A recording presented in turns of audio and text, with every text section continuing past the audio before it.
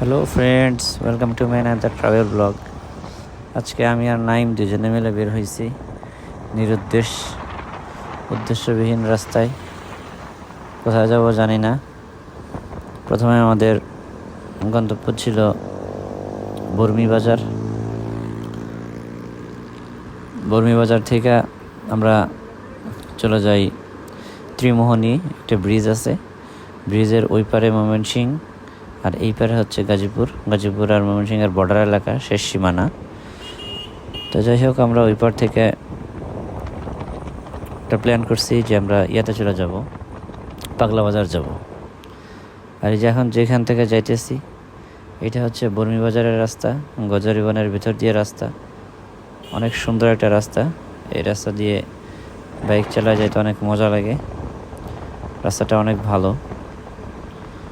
মাঝে মধ্যে এখানে অনেক ছাপড়ি বাইকারদেরকে দেখা যায়। কিছুক্ষণ আগে আমাদের সামনে যে দুইটা ছাপড়ি বাইকার গেছে, বিকট আওয়াজ কইরা। ছাপড়ি বাইকার দেখলে খুব রাগ লাগে আমার। এরা নিজেরাও বিরক্ত হয়, ওদের আসলে কোনো বিরক্তি নাই, কিন্তু পাশ দিয়ে যখন যায় তখন খুব রাগ লাগে। তখন অন্য মানুষেরা খুব বিরক্ত বোধ করে এবং ওদেরকে বকতে থাকে। যাই হোক, আমরা খুব রিল্যাক্সে যাইতেছিলাম। এই যে পাগলা চলে আসলাম। পাগলা বাজারের পর থেকে এই দিকটা অনেক সুন্দর। আমরা মাঝে মধ্যেই আসি, আমি নাই প্রায় আসি আমরা। এই রাস্তা তৈরি করতে পাগলা থেকে একবারে গফরগাঁও পর্যন্ত এই রাস্তাটা তৈরি করতে অনেক টাকা খরচ করতে হয়েছে। এই যে পাশে এখানে মাছের ঘের হয়, অনেক বড় বড় মাছের ঘের, এগুলার পাড় বাড়াই করতে হয়েছে। আর এই রাস্তাটা এত আঁকা বাঁকা, এত ইউটার্ন, মনে হয় যে একবারে মোটরজিপি খেলার যে রেস করার যে রোড, একবারে সেই রোডের মতন।